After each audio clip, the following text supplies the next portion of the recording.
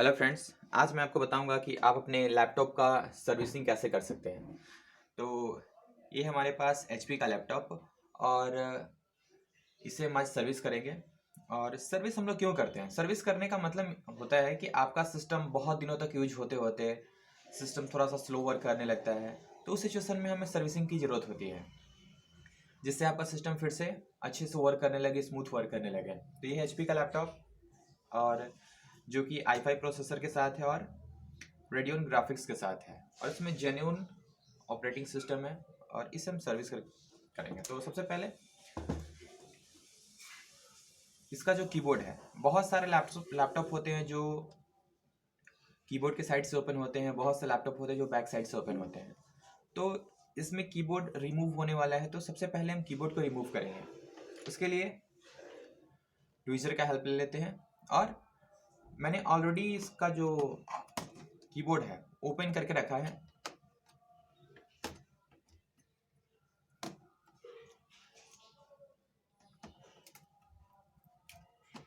और ये कीबोर्ड का कनेक्टर है। इस कीबोर्ड के कनेक्टर को ऊपर के साइड में फ्लिप कर देना है, ओपन हो जाएगा और आप कीबोर्ड को निकाल सकते हैं। और यहाँ पर दो कनेक्टर्स आपको दिखेंगे।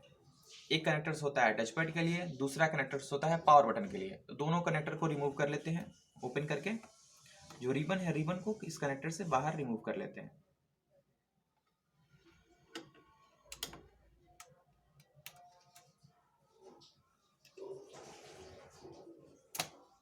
रिमूव हो गया। और यहाँ पर जितने भी सारे आपको स्क्रूज दिखे हैं, आप उस सारे स्क्रूज को ओपन कर ले। और अब आते हैं इसके बॉटम साइड में। अब बॉटम साइड में यहाँ पर आपको विंडोज 8 का लोगो दिख रहा है, और अब इस बैटरी को हम रिमूव कर लेते हैं।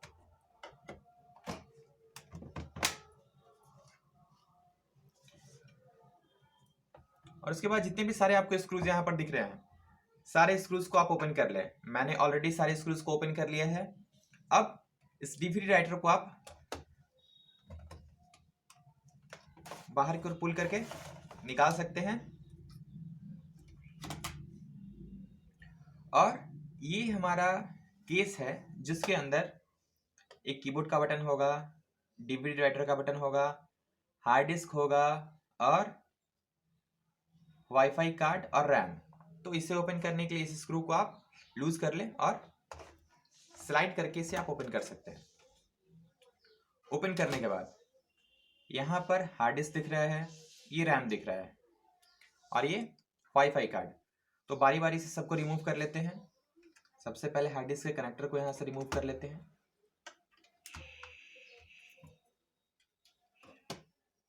और इस रैम को रिमूव कर लेते हैं। रैम को रिमूव करने के लिए दोनों साइड से आप इसका जो क्लिप होता है, दोनों साइड से उस क्लिप को प्रेस करें, और आपका जो रैम है वो ऑटोमेटिकली रिमूव हो जाएगा।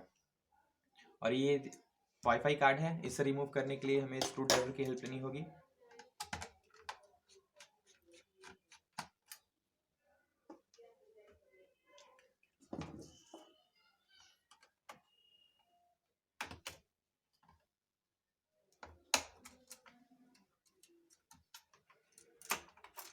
इसे रिमूव करके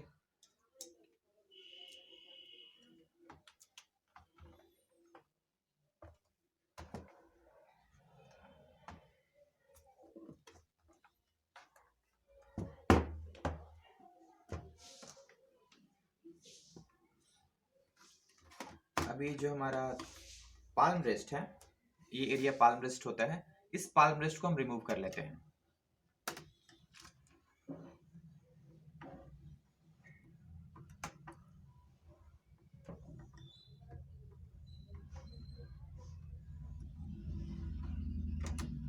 पाल्म रेस्ट को निकालने के लिए आप ओपनर का हेल्प ले सकते हैं।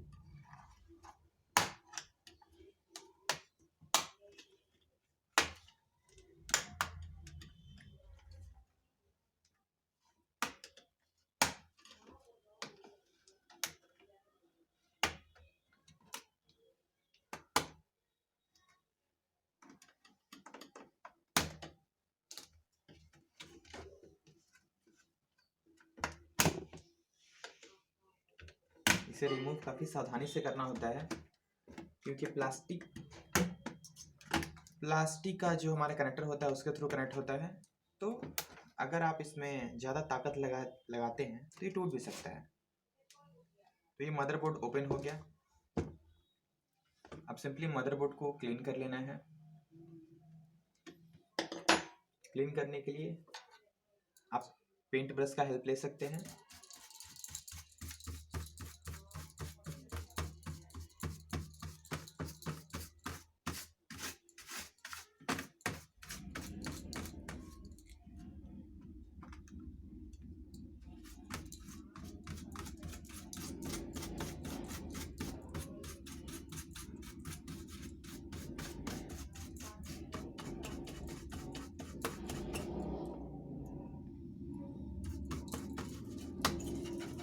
इसका फैन काफ़ी अच्छे से आपको क्लीन करना होता है, क्योंकि सारा डस्ट फैन में ही लगा होता है। क्योंकि फैन का काम होता है सारे अंदर के एयर को बाहर की ओर थ्रो करना है, तो उसके वजह से फैन में काफ़ी डस्ट लग जाता है। तो उसे आपको अच्छा से क्लीन करना होगा।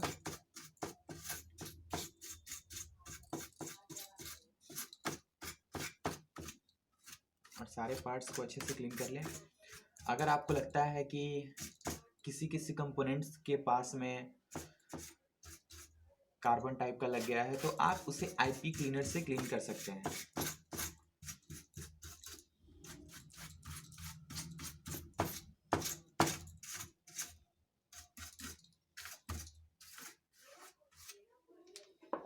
जैसे देखिए, ये कनेक्टर्स है, यूएसबी केबल, इसे थोड़ा सा हम क्लीन कर लेते हैं आईपी क्लीनर से। ऊपर में या कहीं पर बीच में डस्ट लगा होगा या कार्बन लगा हो तो क्लीन हो जाएगा।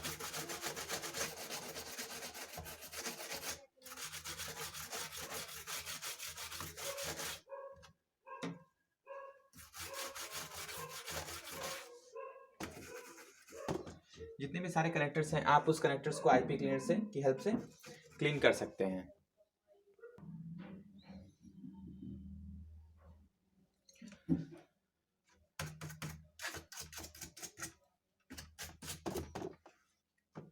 ये हार्ड डिस्क कनेक्टर, इसे भी निकाल के क्लीन कर लेते हैं।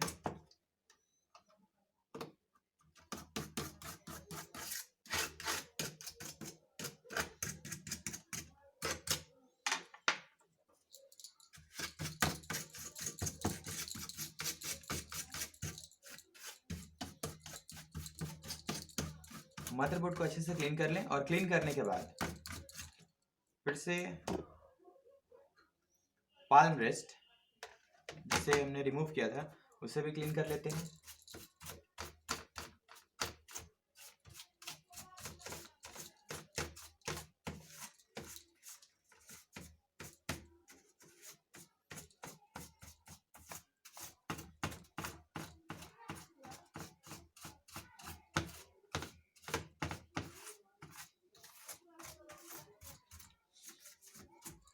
क्लीन करने के बाद जैसे हमने रिमूव किया था वैसे ही से सेट कर देंगे।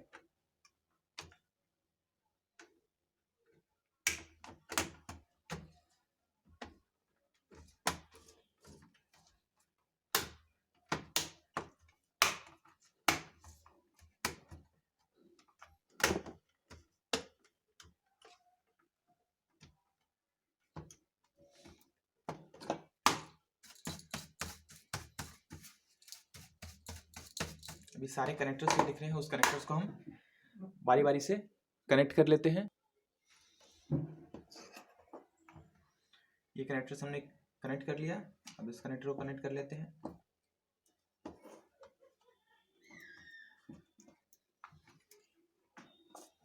आप कनेक्ट करने के लिए ट्वीजर का भी हेल्प ले सकते हैं।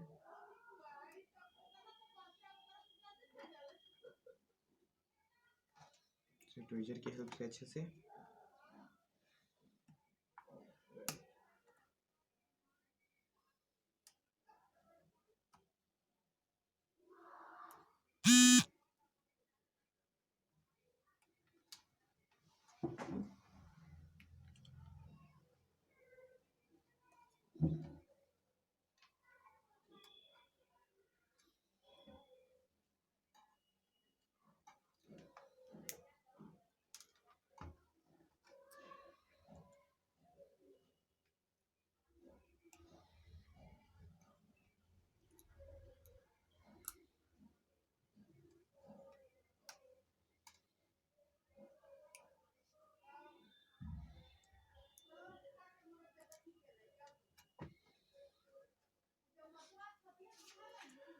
बहुत बार ऐसा होता है कि आपने इस कनेक्टर को कनेक्ट किया, ये वर्क नहीं कर रहा है। तो एक बार हम जब सिस्टम ऑन करेंगे तो इसे चेक कर लेंगे कि हमारा कीबोर्ड और टच पैड अच्छे से वर्क कर रहा है कि नहीं। अगर वर्क नहीं करता है तो उस सिचुएशन में फिर से रिमूव करके फिर से हम अटैच करेंगे।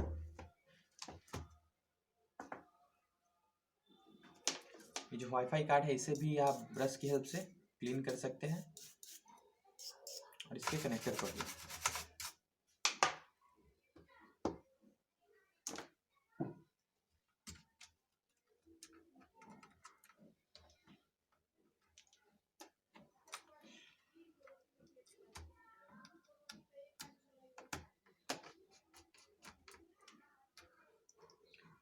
और जहाँ से हमने इस दोनों एंटीना को का जो केबल है उसे रिमूव किया था, उसे फिर से अटैच कर देंगे। ये एंटीना का केबल होता है और एंटीना जो होता है हमारे वेबकैम के साइड में लगा होता है। जो डिस्प्ले के ऊपर वेबकैम होता है उसके साइड में एंटीना लगा होता है, जिससे वाईफाई का सिग्नल, ब्लूटूथ का सिग्नल काफ़ी क्लियर मिले। तो इसलिए ये वायर बहुत इंपॉर्टेंट होता है, इसलिए आप इसे कनेक्ट करना ना भूलें। बहुत बार ऐसा होता है कि आप सिस्टम में असेंबल कर रहे हैं और केबल आपने कनेक्ट ही नहीं किया, तो सिग्नल आपका काफ़ी वीक आता है।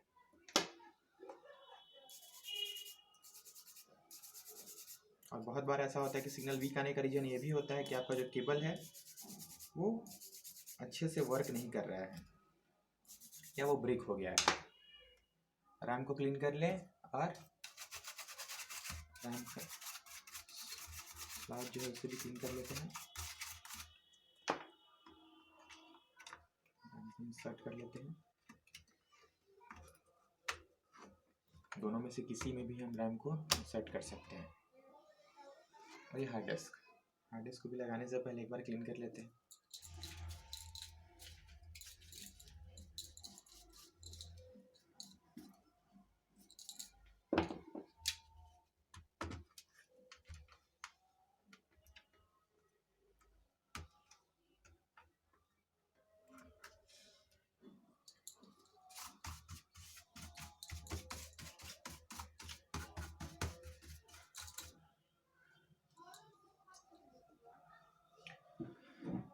अभी सारे कनेक्ट होने के बाद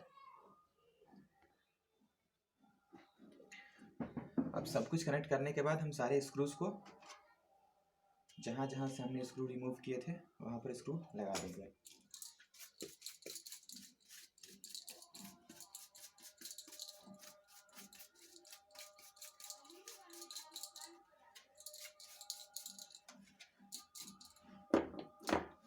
इसे लगाने के लिए एक कनेक्टर यहाँ पे है, वो लगा करके इसे पुश कर दें और स्क्रू को टाइट कर देना है। अब आते हैं इसके फ्रंट साइड की ओर।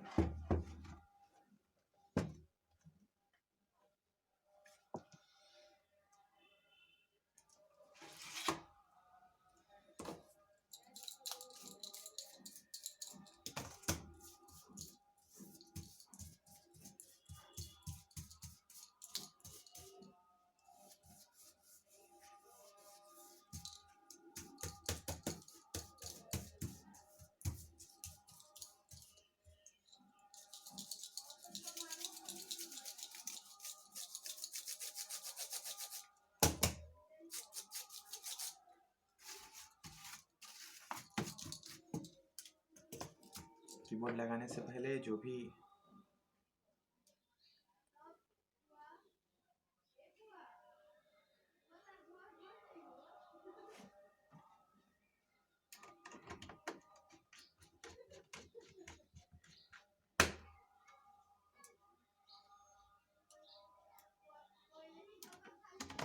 स्क्रू जहाँ जहाँ से हमने रिमूव किया था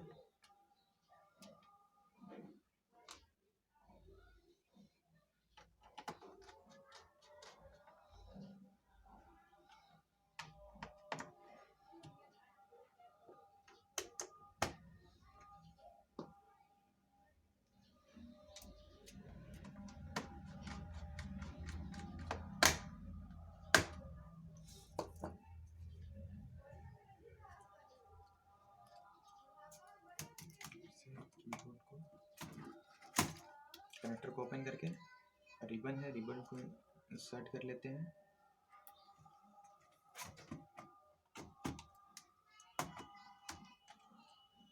कीबोर्ड को सिंपली प्रेस कर देना है।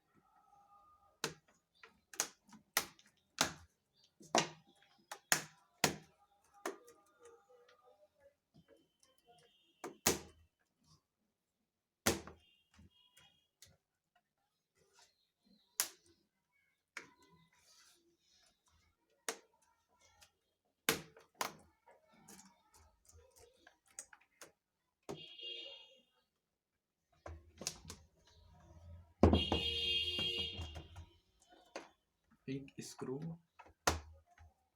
जो इसके नीचे लगता है,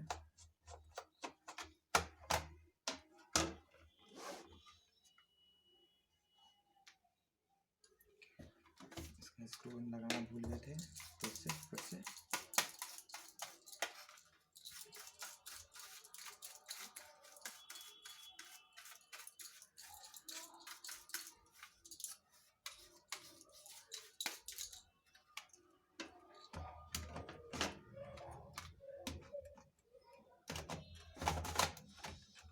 एक डिफिब्रिलेटर का स्क्रू यहाँ पे लगेगा, एक यहाँ पे,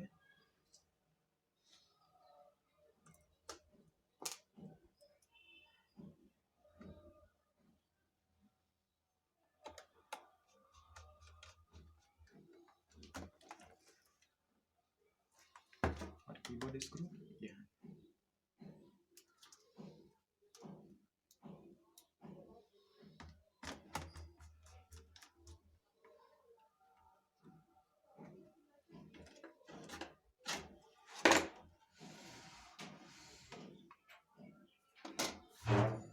सारे स्क्रू को पहले सेट कर लेते हैं।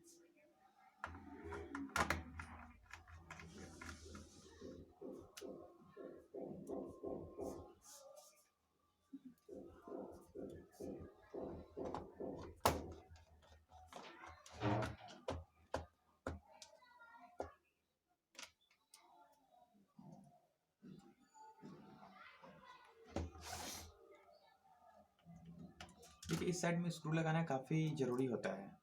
अगर आप इस साइड में स्क्रू नहीं लगाते हैं तो आपका जो हिंग्स है वो बहुत जल्दी ख़राब हो जाएगा।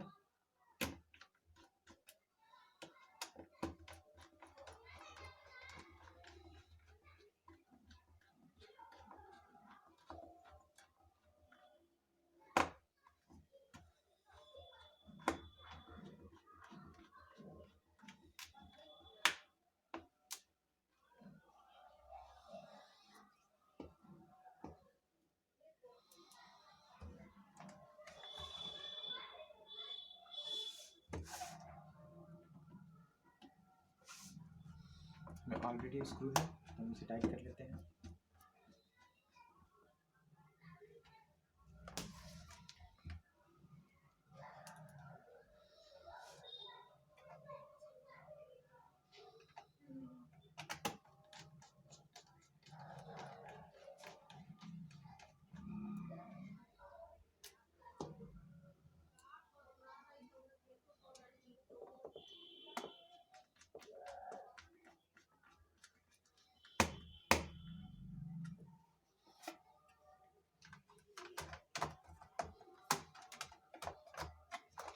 अब इस कवर को सेट कर लेते हैं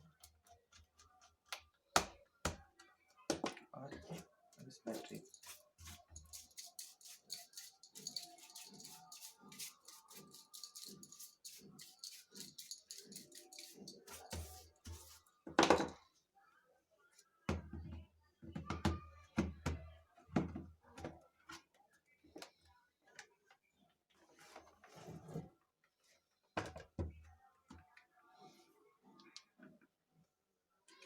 बैटरी सेट करने के बाद अब सिस्टम को ऑन करके देख लेते हैं।